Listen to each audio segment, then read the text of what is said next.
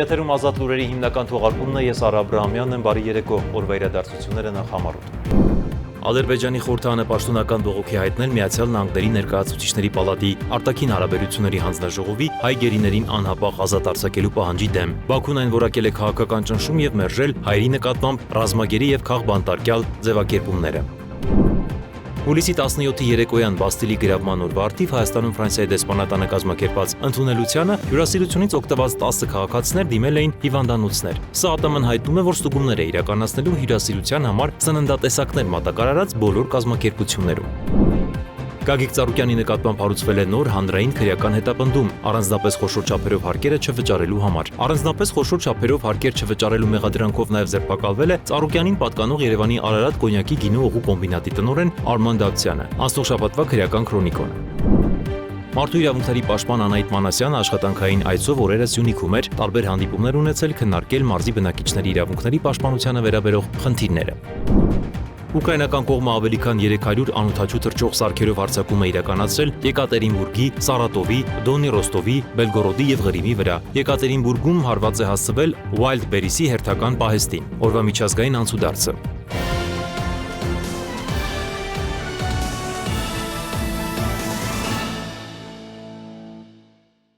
Հայաստանի տարածքային կառավարման եւ ենթակառուցվածքների նախարար Դավիթ Խուդատյանն աշխատանքային այցով Թեհրանում էր, որտեղ հանդիպում է ունեցել Իրանի նավթի նախարար Մոհսեն Փաքնեժադի հետ։ Դավիթ Խուդատյանը հանդիպան վերաբերյալ տեսանյութ է տարածել։ Ինչպես հայտնում է ՄՀՐ, Իրանն ու Հայաստանը էներգետիկայի ոլորտի համատեղ մասնագիտացված աշխատանքային խումբ կստեղծեն, որը կզբաղվի գազի առևտրի հարցերով։ Պայմանավորվածությունների ձեռքբերման մասին հայտարարվել է Թեհրանում կայացած հանդիպումից հետո։ Իրանի նավթի նախարարի խոսքով կողմերը քննարկել են հնարավոր էներգետիկ նախագծերը, այդ թվում երկկողմ առևտրի ընդլայնումը, տեխնիկական եւ ինժեներական ծառայությունների արտահանումը, նավթավերամշակման գործարանների կառուցումը եւ Հայաստան նավթամթերքի մատակարարումները։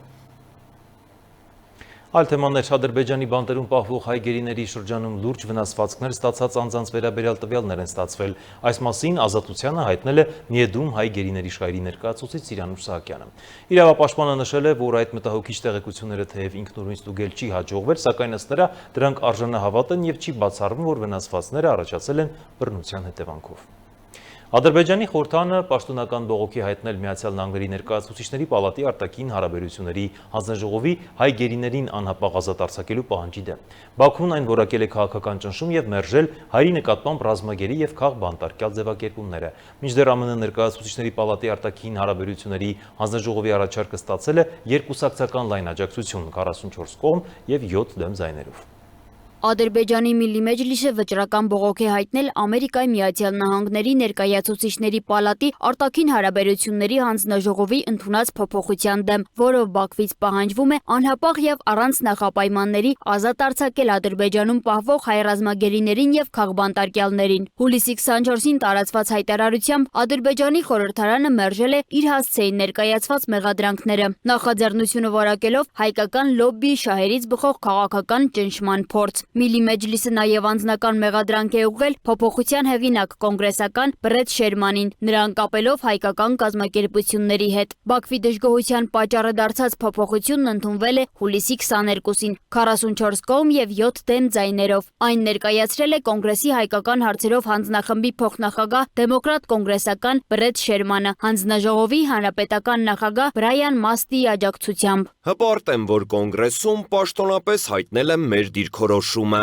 Կշարունակեմ պայքարել Ադրբեջանի կողմից անարդարացիորեն եւ անօրինական կերպով պահվող հայերի ազատ արձակման համար։ Խոսքը մարդկանց մասին է, որոնք գերության մեջ ենթարկվել են խոշտանգումների եւ բռնությունների։ Ադրբեջանը պետք է անհապաղ ազատ արձակի բոլոր հայ ռազմագերիներին։ Ընդունված փոփոխությամբ կոնգրեսն Ադրբեջանից պահանջում է անհապաղ եւ անվերապահորեն ազատ արձակել բոլոր հայ ռազմագերիներին եւ քաղբանտարկյալներին։ Նախաձեռնությունը դեռ հունիսի 10-ին ստացել էր հանձնաժողովի նախնական աջակցությունը, սակայն տեքստից հեռացվել էր ազատության աջակցության մասին օրենքի 907-րդ ուղղման կիրառման վերաբերյալ դրույթը։ HR 9087 օրինագիծն ամբողջությամբ դեռ չի ընդունվել հանձնաժողովի կողմից։ Այդուհանդերձ Շերմանի փոփոխության հաստատմամբ Ամերիկայի Միացյալ Նահանգների ներկայացուցիչների պալատի ազդեցիկ հանձնաժողովը պաշտոնապես արձանագրել է հայ գերիների ազատ արձակման պահանջը։ Ամերիկայի հայդատի հանձնախումբը քվեարկությունը կարևոր քաղաքական ազդակ է համարել գերիների վերադարձը կապելով տարածաշրջանում կայուն խաղաղության հաստատման հետ։ Ադրբեջանի կողմից հայ պատանդների ազատ արձակումը, Արցախից տեղահանվածների անվտանգ վերադարձը եւ Հայաստանի տարածքից ադրբեջանական ուժերի դուրսբերումը խաղաղության նախապայմաններն են։ Դրանք կայուն կարգավորման անքննարկելի պահանջներն են, այլ ոչ թե Բաքվի ձեռքին գտնվող հաղթաթղթեր։ Դրանք չեն կարող օգտագործվել Հայաստանից նոր միակողմանի զիջումներ կորզելու համար։ Ադրբեջանի խորհրդարանը սակայն պնդում է, որ Բաքվի դատարանների կողմից դատապարտված հայերը ռազմագերիներ կամ քաղբանտարկյալներ չեն։ Միլի մեջլիսի հայտարարության մեջ նրանց վերագրվում են ռազմական հանցագործություններ, ահաբեկչություն եւ այլ ծանր մեղադրանքներ։ Բաքուն միջազգային պահանջները ներկայացնում է որպես իր դատական համակարգին միջամտություն։ Միևնույն ժամանակ Բաքվի վերաքննիչ դատարանում շարունակվում է Արցախի նախկին ռազմաքաղաքական ղեկավարների եւ մյուս հայ գերիների նկատմամբ կայացված դատավճիռների բողոքարկումը։ Հուլիսի 17-ի, 21-ի եւ 24-ի նիստերի ընթացքում պաշտպանները պահանջել են չեղարկել առաջին ատյանի վճիռները, մինչդեռ ադրբեջանցի դատախազները պնդել են, որ մեղադրանքները հիմնավորված են եւ բողոքները պետք է մերժվեն։ Հաջորդ նիստը նշանակվել է հուլիսի 27-ին։ Իդեպ Ռուբեն Վարդանյանի գործով իրավական պայքարն արդեն տեղափոխվել է միջազգային հարթակ։ Հուլիսի 19-ին Մարդու իրավունքների եվրոպական դատարան պաշտոնական գանգատ է ներկայացվել Մարդու իրավունքների եվրոպական կոնվենցիայի 8-րդ հոդվածի խախտումների վերաբերյալ։ Ըստ Միեդում Ռուբեն Վարդանյանի շահերի ներկայացուցիչ Սիրանուշ Սահակյանի դատավճռում Ռուբեն Վարդանյանի անհատական մեղքը չի հիմնավորվել փաստերով կամ ապացույցներով։ Նա չի բողոքարկել դատավճիռը, քանի որ դատավարությունը համարել է բեմադրված եւ կանխորոշված, իսկ ներպետական միջոցները անարդյունավետ։ Նա նաև հավելել է, որ անկարելի է պաշտպանել իրավունքներն այնպիսի համակարգում, որն ի սկզբանե մերժում է արդար դատաքննության իրավունքը, ուստի արդարության համար պայքարը շարունակվելու է միջազգային իրավական մեխանիզմներով։ Բաքվի ռազմական դատարանը փետրվարի 17-ին Ռուբեն Վարդանյանին դատապարտել էր 20 տարվա ազատազրկման։ Նրա ներկայացուցիչների պնդմամբ դատավճիռը չի հիմնավորում անհատական քրեական պատասխանատվությունը, իսկ պաշտոնական կողմին չի տրամադրվել արդյունավետ դատաքննության հնարավորություն։ Ամերիկայի Միացյալ Նահանգների Կոնգրեսի հանձնաժողովի քվեարկությունն առայժմ պարտադիր իրավական ուժ չունի, սակայն 44 կոնգրեսականների աջակցությունը ցույց է տալիս, որ հայ գերիների ազատ արձակման հարցը երկկուսակցական աջակցություն է ստանում եւ ամրապնդվում որպես Հարավային Կովկասում կայուն խաղաղության հասնելու նախապայման։ Սոնա Գիշյան, Free News, Ազատ լուրեր։ Հուլիսի 17-ի երեկոյան հիվանդանոցներ են դիմել 10 քաղաքացի սուր աղիքային վարակ ախտորոշմամբ։ Համաճարակաբանական հետազոտության պարզվել է, որ բոլոր բուժառուները հուլիսի 14-ին մասնակցել են Ֆրանսիայի Հանրապետության ազգային տոնի Բաստիլի գրավման օրվա առթիվ Հայաստանում Ֆրանսիայի դեսպանատանը կազմակերպած ընդունելությանը, որի ընթացքում օգտվել են Բաքվում մատուցված հյուրասիրությունից։ Սննդամթերքի անվտանգության տեսչական մարմինը անմիջապես ձեռնարկել է գործողություններ պարզելու համար, թե որտեղից է ձեռք բերվել հյուրասիրության համար նախատեսված սնունդը։ Ավելի ուշ հայտնի է դարձել, որ հյուրասիրությունը կազմակերպել է Երևանի Արմենիա Մարիոթ հյուրանոցը։ Տեսչական մարմինը հայտնում է, որ ստուգումներ կիրականացնի բոլոր սննդատեսակները մատակարարած կազմակերպություններում, նշելով, որ արդյունքները կհրապարակվեն։ Գագիկ Ծառուկյանի նկատմամբ հարուցվել է նոր հանրային քրեական հետապնդում առանձնապես խոշոր չափերով հարկերը չվճարելու համար։ Այս մասին հայտում են քննչական կոմիտեից։ Մեկ այլ տեղեկատվության համաձայն առանձնապես խոշոր չափերով հարկեր չվճարելու մեղադրանքով նա նաև ձերբակալվել է Ծառուկյանին պատկանող Երևանի Արարատ կոնյակի գնողու կոմբինատի տնօրեն Արման Դավթյանը։ Ուժեղ Հայաստան կուսակցության падգամավոր Դավիթ Ղազինյանի նկատմամբ խափանման միջոց կալանքը դատարանը վերացրել է։ Նա ազատ է արձակվել։ Դավիթ Ղազինյանը 2 ամսով կալանավորվել էր, քանի որ հակակոռուպցիոն կոմիտեի ծառայողների կողմից իրականացված միջոցառումների արդյունքում փաստական տվյալներ էին ստացվել այն մասին, որ Ուժեղ Հայաստան կուսակցության Արաբկիր վարչական շրջանի գրասենյակում որպես պատասխանատու նշանակված անձինք, նաև նույն կուսակցության падգամավորի թեկնածու գրանցված Ղազինյանը ընտրողներին խոստացել, նաև տվել էին ընտրակաշարք։ Դեպքի արդիվ հակակոռուպցիոն կոմիտեում նախաձեռնվել էր քրեական բարույթ։ Անցնող շաբաթվա քրեական քրոնիկոն։ 20-ամյա ժամկետային զինծառայող Նարեկ Թորոսյանի մահվան գործով ձերբակալված 2 զինծառայողները կալանավորվել են։ Նրանց նկատմամբ քրեական հետապնդում է հարուցվել անզգուշությամբ ինքնասպանության հասցնելու մեղադրանքով։ Քննչական կոմիտեի հաղորդմամբ մեղադրյալներից մեկը կրտսեր սերժանտ է, մյուսը շարքային զինծառայող։ Հիշեցնենք, Նարեկ Թորոսյանին մահացած էին գտել հուլիսի 21-ին։ Քննչական կոմիտեն ավարտել է Պաշտպանության նախկին նախարար Սերժ Սարգսյանի կողմից Գյումրիի Սևբերտ ամրոցի օտարման գործով նախաքննությունը, ըստ որի 2005 թվականին նախկին նախարարը 22.951.500 դրամով ուղղակի վաճառքով օտարել է հանրապետական նշանակության պատմամշակութային հուշարձան հանդիսացող Սևբերտ ամրոցը եւ դրա հարակից 0.7 հեկտար հողամասը, կառավարության որոշումներով չնախատեսված կարգով։ Սերժ Սարգսյանին մեղադրանք է առաջադրվել պաշտոնեական լիազորությունների չարաշահման համար, որն անզգուշությամբ առաջացրել է ծանր հետևանքներ։ Քրեական վարույթը մեղադրական եզրակացությամբ ուղարկվել է հսկող դատախազին։ Գլխավոր դատախազությունը Նարեկ Կարապետյանի նկատմամբ հանրային քրեական հետապնդում է հարուցել հավաքին մասնակցելուն հարկադրելուն եւ առանձնապես խոշոր չափերով փողերի լվացման մեղադրանքներով։ Վերջին հոդվածով նախատեսվում է մինչև 12 տարվա ազատազրկում։ Կենտրոնական ընտրական հանձնաժողովը համաձայնություն է տվել Կարապետյանին մեղադրանք առաջադրելուն, սակայն վերադարձրել է նրան կալանավորելու վերաբերյալ դատախազության միջնորդությունը, նշելով, որ այդ հարցը չի մտնում Կենտրոնական ընտրական հանձնաժողովի լիազորությունների շրջանակում։ Նարեկ Կարապետյանի նկատմամբ որպես խափանման միջոց ընտրվել է բացակայելու արգելքը եւ 1 միլիարդ դրամ գրավ։ Երևանի վարչական տարածքում կազմակերպված համատեղ միջոցառումների արդյունքում հայտնաբերվել են օրենսդրությամբ սահմանված պահանջների խախտմամբ ծառայություն մատուցելու դեպքեր, մասնավորապես առանց իրավական հիմքերի վճարովի ավտոկայանատեղի կազմակերպելու, որի համար կազմվել են թվով 10 արձանագրություն։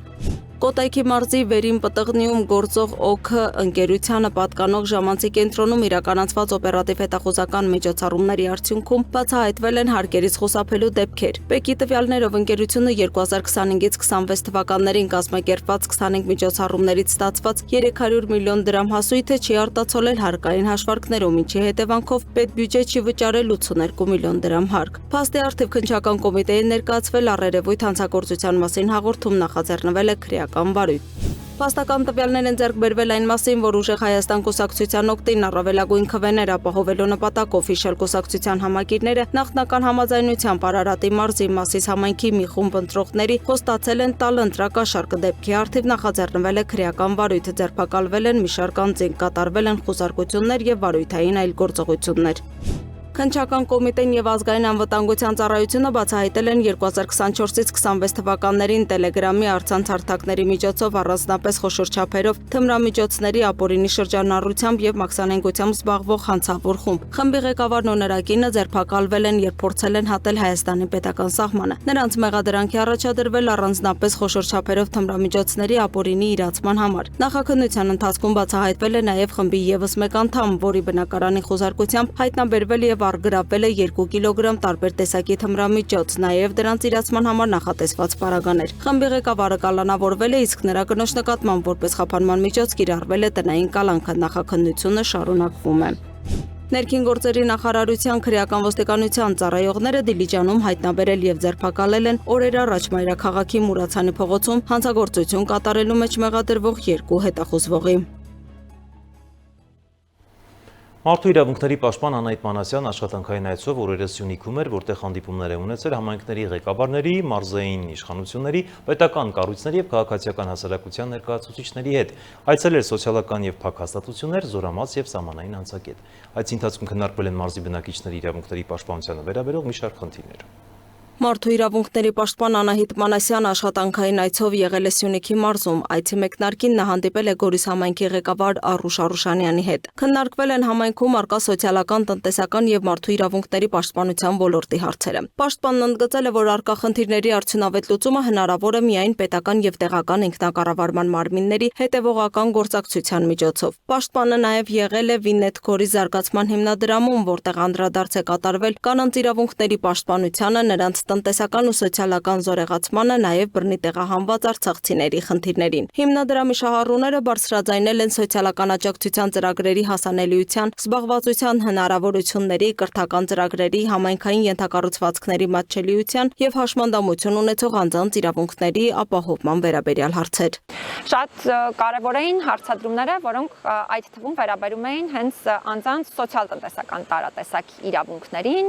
դարձյալ ավելի շատ սոցիալական խնդիրներ էին քաղաքացիները այդ շահառուները կազմակերպությունում բարձրաձայնում, դրանք էլ բոլորը ըստ իրավասության հասցեավորվելու են եւ հետեւողական աշխատանք է դրանց առնչությամբ իրականացվելու։ Անահիտ Մանասյանն այցելել է նաև Գորիս քրեակատարողական հիմնարկ, ծանոթացել ազատությունից զրկված անձանց պահման պայմաններին, զրուցել նրանց հետ եւ լսել բարձրացված խնդիրները։ Հիմնարար հարցը, որ այս առնչությամբ ես անմիջապես այցից հետո բարձրաձայնել եմ, Գորիս քրեակատարողական հիմնարկի շենքային պայմաններին առնչվող հարցն է, որովհետև ես որպես մարդու իրավունքների պաշտպան պետք է արձանագրեմ, որ քրեակատարողական հիմնարկի շենքային պայմանները չեն բավարարում միջազգային չափանիշներին։ Իհարկե, խնդիրը մեկօրյա լուծում ստացող խնդիր չէ, որովհետև շատ երկար տարիներ ըստ էության այս առնչությամբ աշխատանքները չեն եղել այնպիսին, որպեսզի այսօր մենք ունենանք պատշաճ միջավայր, հատկապես շենքային պայմանների հետ կապված, եւ նաեւ պարբերաբար պետական մարմինները տեղեկացնում են այս փուլում առկա նախաձեռնությունների մասին։ Ուրախ եմ շատ, որ կան նախաձեռնություններ շենքային պայմանները բարելավելու հետ կապված եւ նաեւ մի քանիսը արդեն իսկ իրականացված էին։ Այցի ընթացքում Մանասյանը հանդիպել է նաեւ Սյունիքի մարզպետ Ռոբերտ Ղուկասյանի հետ, քննարկվել են մարզում առկա ջրամատակարարման, գազաֆիկացման, սեփականության իրավունքի իրացման, դպրոցաշինության եւ սոցիալ-տնտեսական այլ հարցեր։ Երկկողմ ճիշտ համագործակցություն կա Սյունիքի մարզպետի աշխատակազմի եւ մարդու իրավունքների պաշտպանի գրասենյակի միջև եւ ամենօրյա ռեժիմով կա համագործակցություն, աշխատանք, ինչն էլ տալիս է իր արդյունքները, թե Տիկին Մանասյանի անհատական ջանքի եւ թե ինստիտուտի ամենօրյա աշխատանքի արդյունքում մենք իրականում ունենում ենք լավ պատկեր։ Ես վստահ եմ, որ մարդու իրավունքները դա կարևորագույն օղակներից մեկն է, որը պետք է պահել միշտ ուշադրության կենտրոնում եւ դրա էֆեկտիվությունը պայմանավորված է ուղղակի մարդու իրավունքների պաշտպանի հետ սերտ համագործակցությամբ։ Պաշտպանը եղել է նաև Սյունիքի մարզային նյարդահոգեբուժական դիսպանսերում եւ Առաքելություն Հայաստան կազմակերպության արծվաբույն տարեցների շուրջօրյա սպասարկման կենտրոնում։ Ուսումնասիրվել են բուժառուների եւ խնամքի կենտրոնի շահառուների իրավունքների ապահովման պայմանները, ծառայությունների հասանելիությունը, սոցիալական ներառման հնարավորություններն ու աշխատակիցների աշխատանքային պայմանները։ Մարդու իրավունքների պաշտպան Անահիտ Մանասյանը կարևորել է, որ հոգեկան առողջության խնդիրներ ունեցող անձանց, տարեցների եւ հաշմանդամություն ունեցող մարդկանց իրավունքների պաշտպանությունը պետք է հիմնված լինի արժանապատվության, հավասարության եւ խտրականության բացառման սկզբունքների վրա։ Այստեղ եւս պիտի առանձնացնեմ շենքային պայմանների բարելավման անհրաժեշտության հարցը։ Իհարկե պետական մարմինն անմիջապես տեղեկատվություն է մեզ փոխանցել, որ այս պահին էլ մեր բարձրաձայնած հարցերի արդյունքում իրենք ունեն նախաձեռնություններ շենքային պայմանները բարելավելու հետ կապված։ Սա ես շատ գովելի եմ համարում, բայց մեկ անգամ եւս շեշտում եմ, որ հարցը պետք է շուտապույտ լուծում ստանա։ Սյունիքում աշխատանքային այցի ընթացքում պաշտպանը եղել է նաև Մեղրիում համայնքի ղեկավար Խաչատուր Անդրեասյանի հետ քննարկել երեխաների, հաշմանդամություն ունեցող անձանց իրավունքների պաշտպանության, առողջապահական ծառայությունների եւ սոցիալ-տնտեսական ոլորտի հարցեր։ Մանասյանն այցելել է նաև Հայաստանի պետական սահմանի ագարակ անցման կետ, քննարկել սահմանահատման գործընթացներում մարդու իրավունքների ապահովման, միջազգային պաշտպանության կարիք ունեցող եւ ապաստան հայցող անձանց իրավունքների հարցերը։ Մեկ շաբաթյա այցի ընթացքում պաշտպանը եղել է նաև Պաշտպանության նախարարության հատուկ բանակային կորպուսի ենթակա զորամասում։ Ուսումնասիրվել են զինծառայողների սոցիալ-կենցաղային պայմանները, բուժծառայության վիճակը, սննդի որակը եւ զինծառայողների իրավունքների պաշտպանությանն առնչվող հարցերը։ Պետք է այս համատեքստում հատուկ ընդգծեմ նաև այն մշտական քննարկումը, որ ունենում եմ զինված ուժերի գործընկերների հետ, մասնավորապես ինքնասպանությունների եւ ինքնավնասումների կանխարգելման, կյանքի իրավունքի երաշխավորման, բարոյահոգեբանական պատշաճ միջավայրի երաշխավորման տեսանկյունից կարծում եմ, որ այս ուղղությամբ մեր համատեղ քայլերը եւ իրավասու մարմնի քաղաքականությունը պետք է լինի շատ համալիր եւ անընդհատ։ Այցի վերջին օրը Անահիտ Մանասյանը հանդիպել է Կապան համայնքի ղեկավար Գևորգ Փարսյանի հետ, քննարկվել են երեխաների հաշմանդամություն ունեցող անձանց իրավունքների պաշտպանությանը, նաև համայնքի սոցիալ-տնտեսական խնդիրներին վերաբերող հարցեր։ Մենք մարդու իրավունքների պաշտպանի հետ քննարկեցինք ուրեմն մարդկանց սոցիալական անվտանգության եւ պաշտպանության հարցերը եւ ավելի շատ կփորձենք կենտրոնանալ սոցիալական պաշտպանության վրա, սոցիալական իրավունքների իրացման վրա։ Սյունիքի մարզ կատարած աշխատանքային այցը պաշտպանն ամփոփել է ՄԻՊ աշխատակազմի մարզային ստորաբաժանման գրասենյակում։ Քննարկվել են հավաքագրված խնդիրներն ու դրանց հնարավոր համակարգային լուծումները։ Մարզային այցերն իմ ամենօրյա գործունեության մասն են կազմում եւ դրա հիմնական նպատակն է տեղում ծանոթանալ խնդիրներին, տեղում լսել մարդկանց եւ դրա միջոցով բացի գրասենյակային աշխատանքի շրջանակներում պարզապես թղթային ձևաչափով խնդիրներին ծանոթանալուց, նաեւ հենց մարդկանցից լսել խնդիրները, որովհետեւ միանշանակ է, որ դրանք ավելի մեծ հնարավորություն են տալիս շատ ավելի լայն քանակի խնդիրներ տեսնել եւ նաեւ ավելի մեծ հնարավորություն են տալիս դրանց ծավալը գնահատել ու լուծումները դարձյալ գնահատել։ Լուսինե Գրիգորյան, Free News, Ազատ լուրեր։ Ուկրաինական կողմը ավելի քան 300 անօդաչու թռչող սարքերով հարձակում է իրականացրել Եկատերինբուրգի, Սարատովի, Դոնի Ռոստովի, Բելգորոդի եւ Ղրիմի վրա։ Եկատերինբուրգում հարված է հասցվել Wildberries-ի հերթական պահեստին։ Հրդեհ է բռնկվել պահեստի մոտ գտնվող ավտոկայանատեղիում։ Վիրավորների մասին տեղեկություններ չկան։ Wildberries-ը հայտարարել է, որ աշխատակիցները տարհանվել են եւ պահեստը չի վնասվել։ Նույնը հաստատել են նաեւ տեղական իշխանությունները։ Սպիտակ տունը հայտարարել է, որ Միացյալ Նահանգների նախագահ Դոնալդ Թրամփը եւ Ուկրաինայի առաջնորդ Վոլոդիմիր Զելենսկին կհանդիպեն երեքշաբթի Վաշինգտոնում։ Ուկրաինական աղբյուրը Reuters-ին հայտնել է, որ Զելենսկու թիմը սպասում է Սպիտակ տնից Թրամփի ժամանակացույցի պաշտոնական հաստատմանը։ Աղբյուրը հավելել է, որ ուկրաինացի եւ ամերիկացի պաշտոնյաները քննարկում են օդային հրադադարի առաջարկը։ Նախորդին Ռուսաստանի նախագահի մամուլի քարտուղար Դմիտրի Պեսկովն էլ հայտարարել էր, որ Մոսկվան սպասում է Միացյալ Նահանգների նոր առաջարկներին Ուկրաինայի հարցի կարգավորման վերաբերյալ։ Միջազգային մյուս նորությունները տեսաշարով։ Հնդկաստանում տեղի ունեցած քարաթափման հետևանքով զոհվել է 13 մարդ, այդ թվում մեկ երեխա։ Այս մասին հայտնում է Times of India թերթը։ Փրկարարները շարունակում են որոնողափրկարարական աշխատանքները, իսկ իշխանությունները պարզում են ողբերգության հանգամանքները։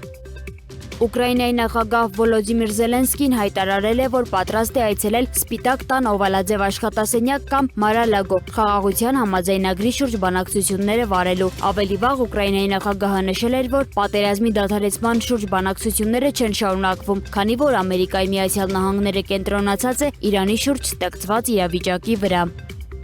ՆԱՏՕ-ն հաստատել է Ռումինիայի օդային տարածքում անհայտ անօդաչու թռչող սարքի խոցման մասին տեղեկությունը։ Այս մասին ասվում է Դաշինքի տարածած պաշտոնական հայտարարությունում։ Հաղորդագրության համաձայն անօդաչուն խոցելու համար օդ են բարձրացել Ռումինիայի ռազմաօդային ուժերի 2 F-16 կործանիչ եւ Իտալիայի ռազմաօդային ուժերի 2 կործանիչ։ Անօդաչու թռչող սարքը խոցվել է Ռումինիայի օդային տարածքում։ Հետաքննությունը շարունակվում է եւ ՆԱՏՕ-ն սերտ կապի մեջ է Ռումինիայի իշխանության հետ, նշվում է Դաշինքի հայտարարությունում։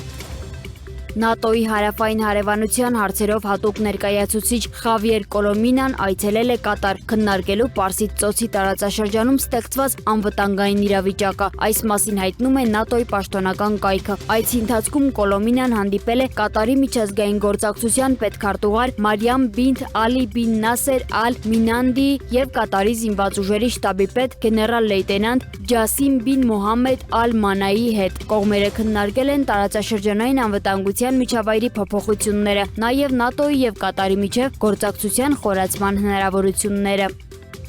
Իրանի զինված ուժերի Խաթամ Ալ-Անիբա կենտրոնական շտաբի պետ Ալի Աբդոլլահին հայտարարել է, որ Իրանի յուրաքանչյուր զոհված քաղաքացու դիմաց թիրախ կդառնա 1 ամերիկացի զինծառայող։ Այս պահից սկսած մենք դա համարում ենք մարտադաշտում վերջնական եւ պաշտոնապես հայտարարված օրենք։ Իրանի Իսլամական Հանրապետության յուրաքանչյուր նահատակված քաղաքացու դիմաց կսպանվի 1 ամերիկացի զինծառայող, հայտարարել է Աբդոլլահին։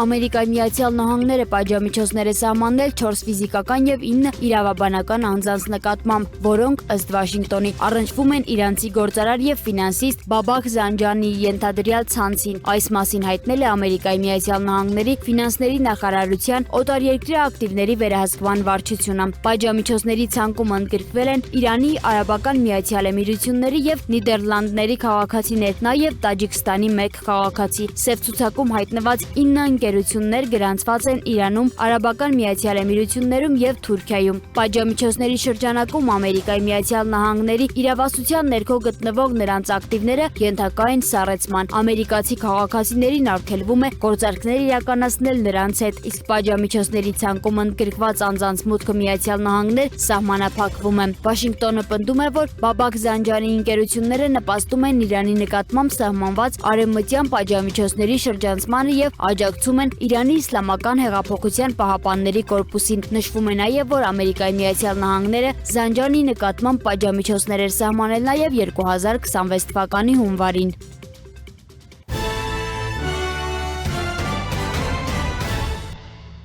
Թողարկման այս հատվածում պատմաբան հասարակագետ Վարամ Թոքմաջյանի հետ քննարկել ենք ուշագրավ թեմաներ։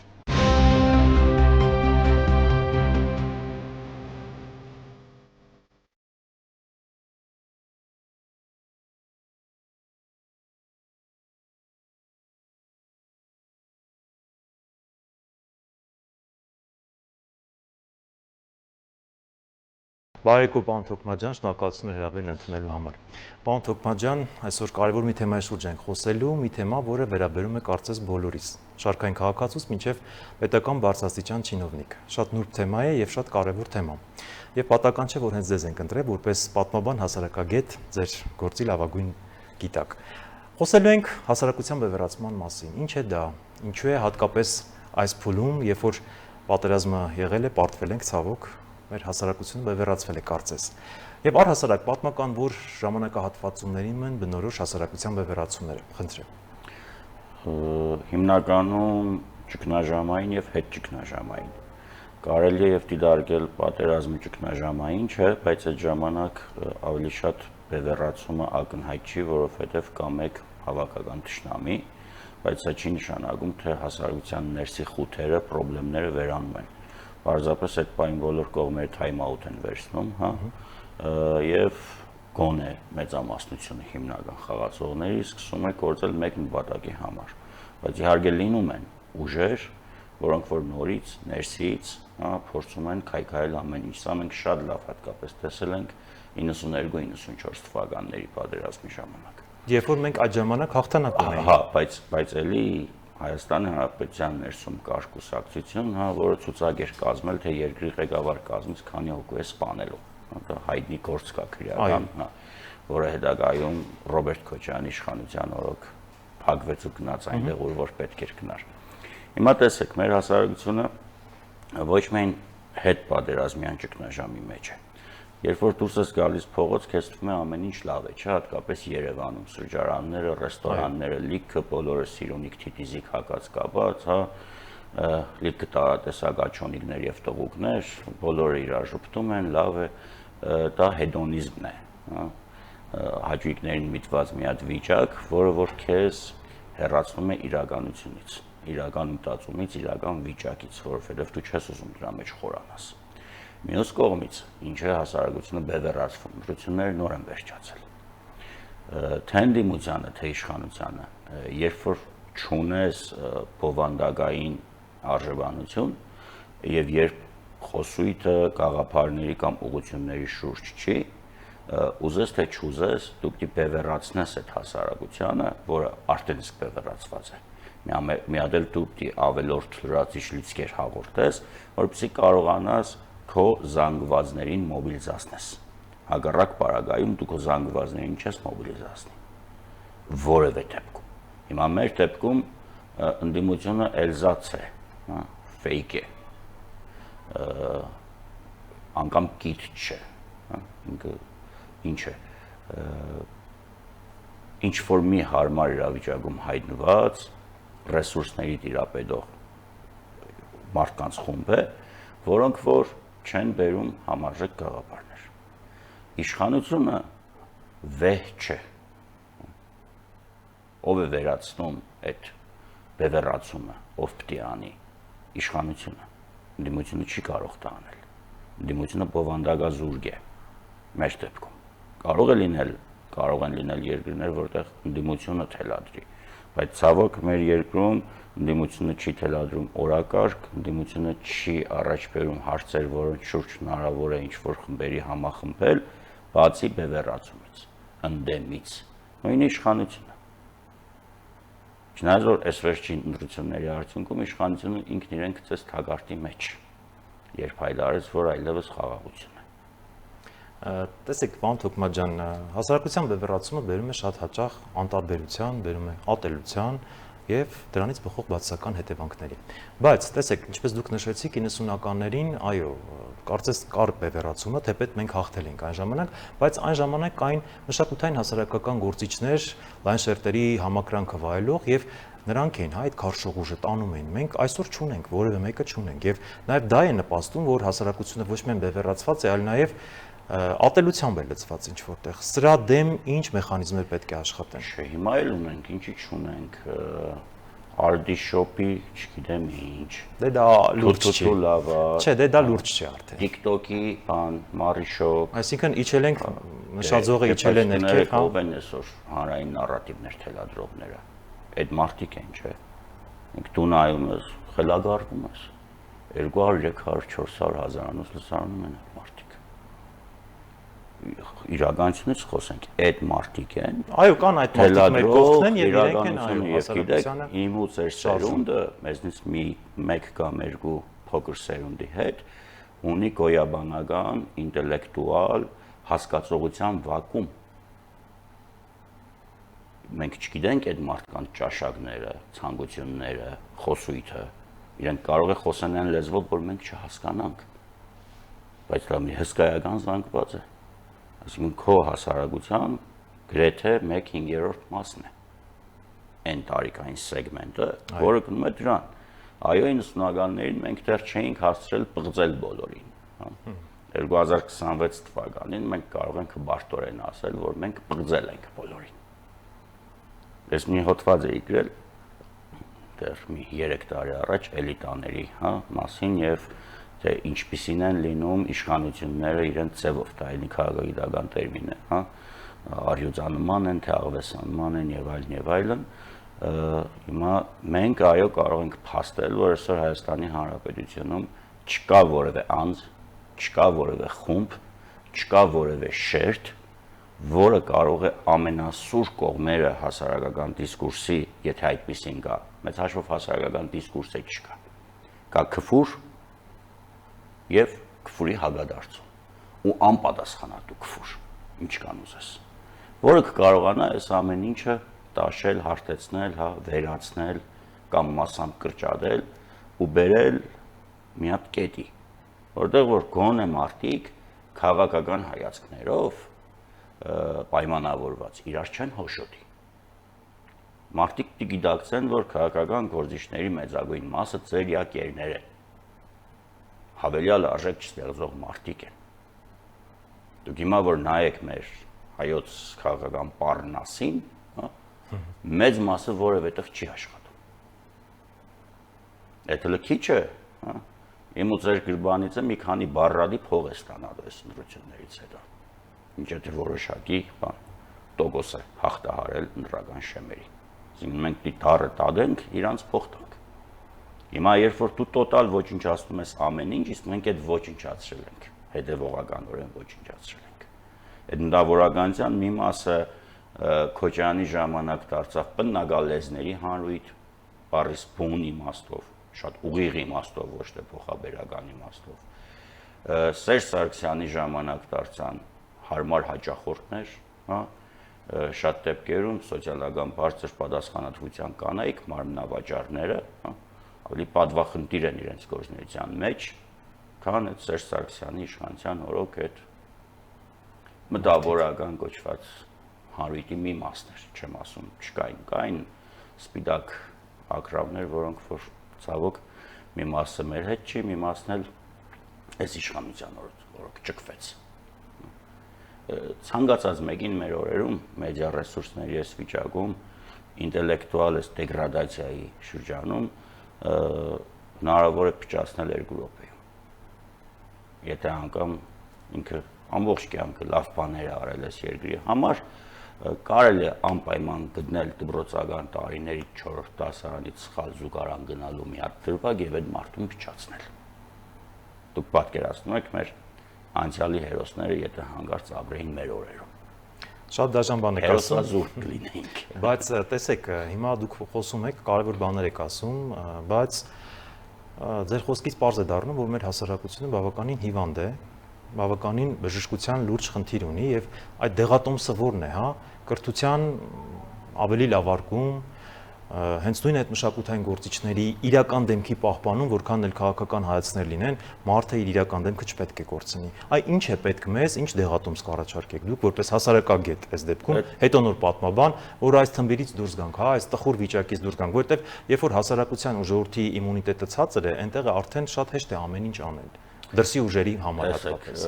Սա միայն մեր հասարակությանը բնորոշ չի։ Հիմա գոյություն ունի Ամերիկայի Միացյալ Նահանգներ, չէ՞, շատ ուժեղ պետություն։ Օրինակ, երբ որ ես Չիկագոյում էի, Չիկագոյի կենտրոնի դպրոցներից մեկում տեսա այդ, որ 7-րդ դասարանից սկսած այդ երկաթ որսիչով են երեխեքին դասի թողնում, որ զենք չբերեն հետ։ Զենք եւ այլն, այո, բազմաթիվ։ Հիմա եթե դուք մտածում եք, թե ամերիկյան հասարակությունը, գերհզոր պետության հասարակությունը խիստ կիրթ է, չարաչար սխալվում եք։ Այդ հասարակության երևի կեսը դեռևս չի հավատում էվոլյուցիային։ Մի որոշակի տոկոս չի հավատում, որ իրենք հասել են լուսին, հա։ Այդ հասարակության 70%-ից ավելին գնում է սովորական հանրակրթական դպրոցներ, որոնք բավականին գետոյացված վիճակում են։ Բայց իրենք ունեն մի հատ կոնտինգենտ, հա, այս էլ մյուս ծայրահեղությունն է, էլիտաների կոնտինգենտը, որը որոշում է այդ պետության եւ այդ հասարակության ընթացքը։ Այսինքն ստանում է լավ կրթություն, ունի ինչ-որ բարեկեցություն եւ այլն, եւ հետո կարողանում է մանիպուլացնել կամ ուղղորդել այն էլեկտորատին։ Սրանով մենք նորություն չենք, մենք շատ ենք խոսում կրթությունից, շատ լավ։ Եկեք պատկերացնենք, որ դպրոցը ինքը իդեալական է, բուհը իդեալական է, դա լուծում չի տալու, դա կարող է օգնի ինչ-որ կերպ, բայց լուծում չի տալու։ Լուծումը դա պետության, եթե կուզեք, մշակույթը երբեմն պետք է պարտադրել բռնությամբ, եթե կուզեք։ Պետությունը ունի տագանակ խփելու մարդկանց գլխին։ Դա պետք է անի պետությունը, այդ թվում իմ ձեր մյուսների միջոցով անուղղակի իր պետական պատվերի շրջանակներում ուղղակի, հա, ոչ ֆորմալ միջավայրում անուղղակի։ Կարտան մարդիկ, շատ տիկարտան, թատրոն տիկնան, կինո վերջապես, վերջերս էլ ոսկե ծիրաններ, կարծես մարդը չկա։ Եվ այլն, բանը, ինչ ասեմ, աղջիկները չպետք է հանդիպեն փարչակների հետ, լպիրջների հետ, լաբարոշների հետ, հանցագործների հետ, այդ սերից շատ բան է կախված, հա, դիստիվեն բարեկրթվել։ Այսինքն յուրաքանչյուրս մեր տեղում հա պետք է ծանր աշխատանք իրականացնել։ Այն մի հանրային գործիչ կա, հիմի որ Ամերիկայում նստած է, դոգը, այդ դա բացեց Պանդորայի արկղը, ու այս հասարակությունը սկսեց։ Բայց բացեց արկղը ու բոլորին ականջին հաճույ էր դա, եւ բոլորը սկսեցին։ Պարզվեց, որ մենք ապրում էինք կեղծիքի միջավայրում։ Պարզվեց, որ մոր քֆուրը այդքան էլ տաբու չէր, ինչքան փորձում էինք ներկայացնել։ Պարզվեց, որ կարելի է ընտանիքով նստել, հա, եւ նայել բազմաժանր վերբալ պորնոգրաֆիա։ Պարզվեց կարելի է այդ ամեն ինչը։ Հիմա եթե ուզում ես հաշտեցում ցանկացած խնդրի լուծում, դիտեսնես պատճառը որտեղից է գալիս։ Եթե պատճառը դու չես գտնում, հա, մենք նախ եւ առաջ առերեսվենք ինքներս մեզ հետ։ Կեղծիկը պիտի մեր միջից հանենք։ Ես որ տևական ժամանակ եղավ, ես աշխատում եմ ընդհանրապես սուտ չխոսել։ Կենցաղային սուտ անգամ, հա, շատ դժվար է դրվում։ Իմ գերներից մեկը ինձ ասում է, սուտը հասարակության շաղախն է։ Ես հասկանում եմ, որ այո, մարդկային հասարակությունը ինչ սկսել է խոսքային հարաբերման մեջ մտնել եւ յուրացրել է լեզուն, սուտը այնքան հին է, ինչքան մարդկային հարաբերությունները, հա, բայց չէ, այդ կեղծիքն է մեզ կործանում։ Մենք ունենանք քաջություն առերեսվելու ինքներս մեզ հետ։ Մենք դի աշխատենք գոնե մի օր սուտ չխոսել, որևէ մեկին չխաբել, չգծել, չստորացնել, չնվաստացնել, չինքնահաստատվել։ Դժվար բան է, շատ դժվար է։ Հատկապես մեր հասարակության մեջ, հա, որտեղ բազմաթիվ են օծ խուզողները, աչքի սուրմա թռցնողները եւ ձրիակերները, այդ շատ դժվար է։ Տեսեք, պարոն Թոքմաջյան, արդեն մոտենում ենք մեր հարցազրույցի տրամաբանական ավարտին, հարցս հետեւյալն է. որպես պատմաբան, ինչ կգրեք 50 տարի անց այս իրավիճակի մասին, հայ հասարակությունը ինչպիսին է այժմ եւ ինչ կգրեք այն ժամանակ։ Եվ ոչ միայն դուք, այլ պատմաբաններ առհասարակ, ինչպես կարձագանքեն այս ամենը։ Ես չեմ գրելու, ակադեմիան այդ ժամանակ չի լինի։ Չեք կարող ասել։ Դե չի լինի, դե հիմա արդեն չի լինելու, շուտով ըստ օրենքի լինելու են ինչ-որ ինստիտուտներ եւ այլն կամ կենտրոններ, որոնք իրենք են շարադրելու, հա։ ինչ կար չկարելի է ձևակերպել հասարակությունը, որը խրախճանում է պարտության ավերակների վրա։ Տխուր թեմա է։ Իրական տխուր է, հա, իրականում շատ տխուր է, բայց սա լինելու էր, որովհետև մենք մեզ հարցեր տալու պետք ունենք եւ մենք խուսափում ենք մեզ հարցեր տալուց։ Երբ որ հարցում եք ինչ պիտի սովորեցնել կամ ինչ պիտի անի, ամենակարևորը դա է, որ մենք չենք անում, մենք չենք սովորեցնում երեխեքին հարցեր տալ։ Մեր մեծերը, մեր ավակ սերունդը, մեր սերունդը ինքն էլ չի սովորել հարցեր տալ։ Մեր ավակ սերնդի դեպքում հասկանալի էր, որովհետև դա սովետական հասարակարգն էր, որտեղ արգելված էր հարցեր տալ, եւ լավագույն քաղաքացին հարցեր չտվող քաղաքացին է։ Հետո եկավ այդ ճգնաժամային փուլը, պատերազմ շրջափակում, վակուում եւ այլն կրթության համար ժամանակ չմնաց։ Հետո երբ որ Հայաստանը դարձավ տոտալիտար հասարակարգի կրող երկիր 98-ից սկսած, բնականաբար հարցեր տալու մշակույթը ընդհանրապես չէր ողջունվում։ Հիմա մենք ինչի եկանք այս հանգրվանին, ինչի գրեցինք այդ պարտությունը, որովհետև մենք հարցեր չէինք տալիս, որովհետև մենք տրիվիալ բաներ չգիտեինք, որովհետև երբ որ Հայաստանն ու այն ժամանակ Ղարաբաղը պայմանագիր էին կնքում իրար հետ փակ, հա, վերջերս վիդեոներս եւ բանակցում էին Ղարաբաղի ներկայացիչները, այո, ասում էին այդ 5 շրջանը եւ այլն վերցնում ենք, որ հետո դարձնենք բանակցային գործոն, բայց հետո այդ մտցրեցին, դարձրեցին հայոց հայրենիք, հա, եւ հասարակությունը, որը որ սկի Ղարաբաղի տեղն է չգիտեր մի մասը, մի զգալի մասը չէր եղել, մի մասն էլ քարտեզից օգտվել չգիտեր, ինքը չէր հասկանում որն է բուն Արցախը, որն է 5 շրջանը, որն է ներգու շրջանը, որն է խնդրի էությունը, եւ շատ դժվար էր այդ հասարակությանը ասել ճշմարտից։ Մինչև որ դաժան ապտակը չկերավ։ Հիմա տեսնում եք մարդիկ բանը իրար հերթ չտալով երջանիկ դեմքով կանգնում ասում են ես ժամանակին ոչ մի թիզական էի ու դե այդպեսի ասողներ շատ են ու արդեն անիմաստ է։ Տղա կամ աղջիկ կամ եկա սեռահասուն ես ես, հա, եթե դու հիմա իրավունք չունես խոսելու, եթե դու ժամանակին քո արնոտ երախով տարել ես այս հասարակության այս գրագի բերանը ու կործանումից հետո, պարտությունից հետո կամ ասում ես ես ժամանակին այսպես էի մտածում կամ այսպեսին էի, ուրեմն դու ցկյանս սխալ ես, գնա ուրիշ գործով զբաղվի, մի զբաղվել հասարակությանը մանիպուլացնելով։ Թոքմա ջան, մեր եթերային ժամանակը սպառվել է, մեկ վերջին ձեր մեսիջը շատ կարճ, մեկ նախադասությամբ, ինչ խորհուրդ կտաք հասարակությանը։ Այս խորհուրդ չեմ տա շնորհակալ։ Մեկ նախադասությամբ շատ կարճ։ Ինչ անել, կրթվել, սովորել, ինչ անել։ Էլի եմ ասում, կարդալ, մտածել, կասկածել։ Շնորհակալ եմ հանգամանալից ներկայացնելու համար։ Լսեմ, շնորհակալ։